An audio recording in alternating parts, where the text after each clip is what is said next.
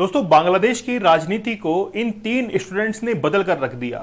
क्या है इन स्टूडेंट्स की कहानी, कौन है स्टूडेंट्स, कहां से आते हैं और किस तरीके से ये आंदोलन इतना उग्र हुआ कि शेख हसीना को अपना देश जो है वो छोड़ना पड़ा। शेख हसीना के पहले परिवार के बारे में आप लोगों को बताऊंगा, थोड़ा सा मैं हिस्ट्री खंगालूंगा और फिर मैं इन तीन स्टूडेंट्स के ऊपर आऊंगा। लेकिन उससे पहले आप लोग हमारे 10,000 एमसीक्यू बैच के साथ में जरूर जुड़िए। वनडे एग्जाम्स अगर आप लोग दे रहे हैं, एसएससी का, रेलवे का, एनटीपीसी का, यूपीपीसीएस का, तो आप लोग 10,000 एमसीक्यू में जीके जीएस का करवाने वाला हूं। History, polity, geography, economy, science हम लोग ये सभी करने वाले हैं। डिटेल्ड में आप लोगों को समझाऊंगा ताकि आप लोगों को बहुत हेल्प जो है मिल सकेगी। 75 डेज का हार्ड चैलेंज आप लोग जरूर ज्वाइन कीजिएगा। आप लोग कैसे पोर्नोग्राफी से दूर रहें, पोर्नोग्राफी से कैसे आपका दिमाग जो है वो खराब किया है, सबकॉन्शियस माइंड जो है पूरी तरीके से तबाह किया है। मैं आप लोगों को 75 टेक्निक्स के माध्यम से बताऊंगा कि आप लोग कैसे पोर्नोग्राफी से दूर रह सकते हैं, कैसे इस जीवन के अंदर सक्सेस जो है वो हासिल कर सकते हैं। चलिए, सबसे पहले आप लोग जानते होंगे शेख मुजीबुर रहमान के बारे में। शेख मुजीबुर रहमान, जिनको बांग्लादेश का मुक्तिदाता भी कहा जाता है, 15 अगस्त 1975 को इनकी हत्या कर दी गई थी। जबकि 1971 के अंदर पाकिस्तान से आजाद करवाया था बांग्लादेश को और वहां के पहले प्रधानमंत्री बने थे। लेकिन उनको क्या पता था कि एक सैनिक विद्रोह के अंदर उनकी हत्या कर दी जाएगी शेख मुजीबुर रहमान की। और ये जो यहां पर महिला देख रहे हैं, ये इनकी पत्नी है। ये दोनों पेरेंट्स हैं शेख हसीना के, ये पिता हैं और ये माता हैं। तो शेख मुजीबुर रहमान की हत्या करने के बाद वहां का शासन जो है वो पूरी तरीके से हिल चुका था। उसके बाद में शेख हसीना, जो कि बाहर पढ़ाई करने के लिए गई हुई थी, शेख हसीना जो है उनकी शादी होती है वाजिद के साथ में। तो वाजिद जो है वो एक न्यूक्लियर साइंटिस्ट थे। जैसे ही शादी होती है तो ये बाहर जो है वो सेटल हो जाते हैं। उसके बाद में इनके बच्चे वगैरह सभी बाहर रहते हैं।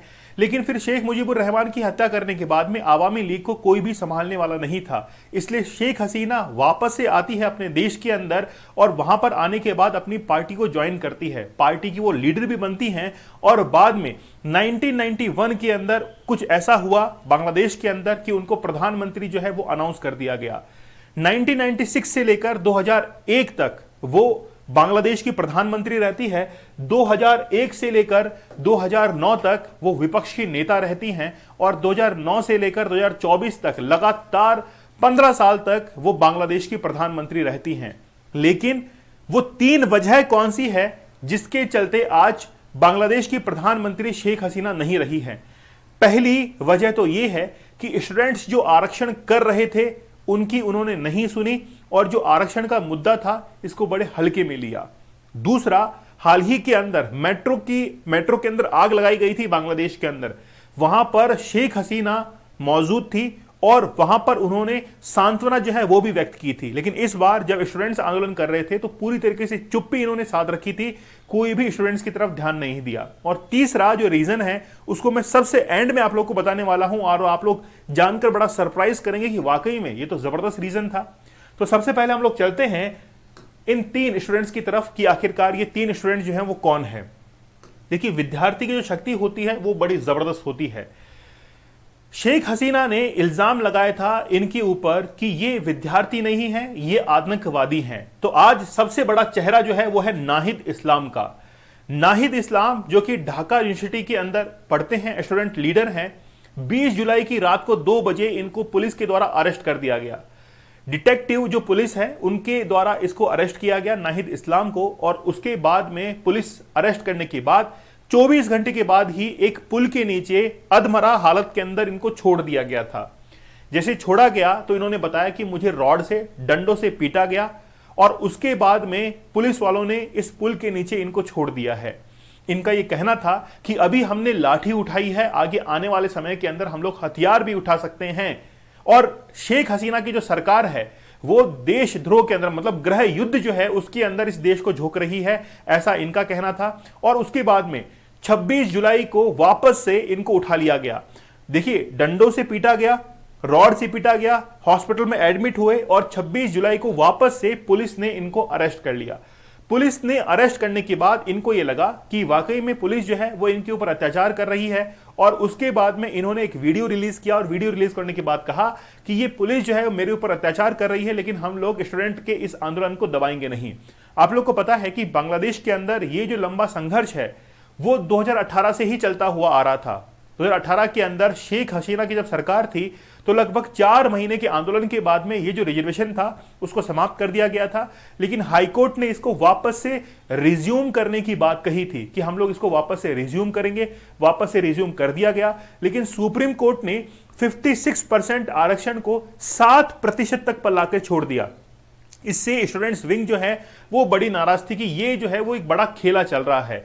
तो ये जो व्यक्ति है नाहिद इस्लाम, ये स्टूडेंट्स विंग के अंदर सबसे बड़ा चेहरा बने हुए थे। दूसरे जो स्टूडेंट हैं ये इन्होंने कहा था कि हम लोग बांग्लादेश को यूं ही बिखरने नहीं देंगे। आसिफ महमूद इनका नाम है।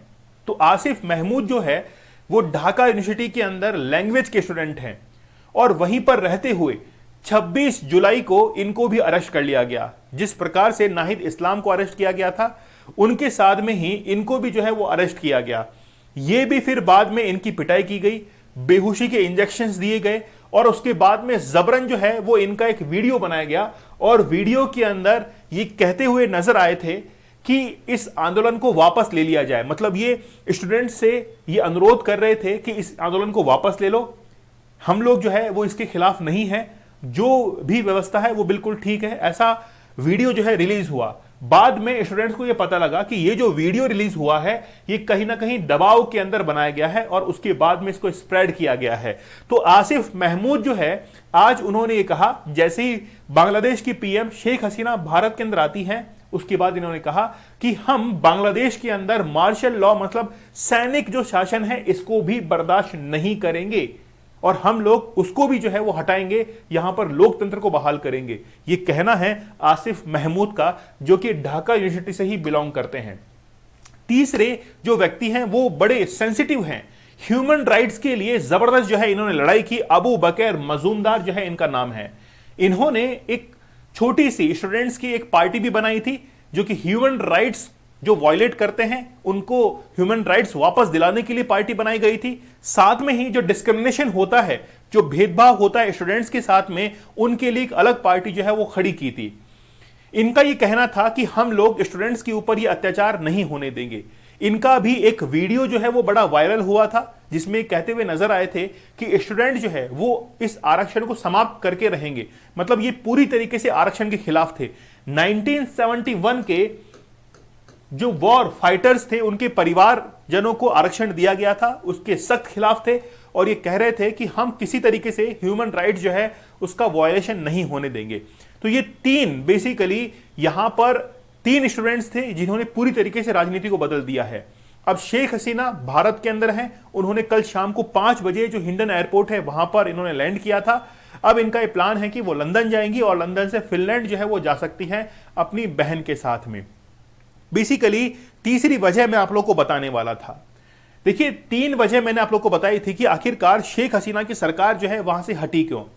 पहली वजह तो ये थी कि जो स्टूडेंट्स आंदोलन कर रहे थे उन स्टूडेंट्स के ऊपर इन्होंने ध्यान नहीं दिया, पूरी तरीके से चुप्पी साधी रही।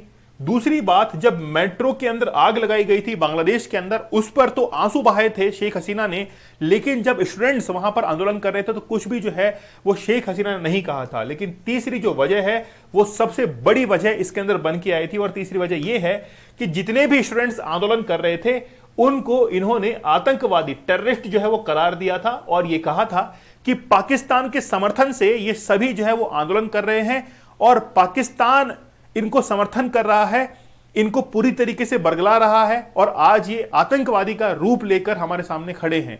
इस बात से ये स्टूडेंट्स बड़े भड़क गए थे। तो ये 3 वजह थी जिसके कारण आज शेख हसीना को अपना ही देश जो है वो छोड़ना पड़ा है। आप लोग हमारे 10,000 MCQs के साथ में जरूर जुड़िएगा। ये बैच हमारा 12 अगस्त से शुरू हो रहा है और इस बैच के अंदर जो भी ज्वाइन करेगा आप लोगों को कूपन कोड यूज करना है 10,000, जिससे आप लोगों को एक्स्ट्रा डिस्काउंट जो है वो अवेलेबल हो जाएगा। साथ में ही 75 डेज का हार्ड चैलेंज भी आप लोगों के लिए है। अगर आप लोग पोर्नोग्राफी से मुक्ति चाहते हैं, आप लोग चाहते हैं कि आपका सबकॉन्शियस माइंड जो है वो फोकस रहे, कंसंट्रेट रहे, आप एग्जाम में सेलेक्ट हो, आप अपने बिजनेस में बेहतर करें, तो जरूर इस चैलेंज को एक्सेप्ट कीजिएगा। तो मिलते हैं आप लोगों से अगले सेशन के अंदर। तब तक के लिए धन्यवाद। Thank you. जय हिंद।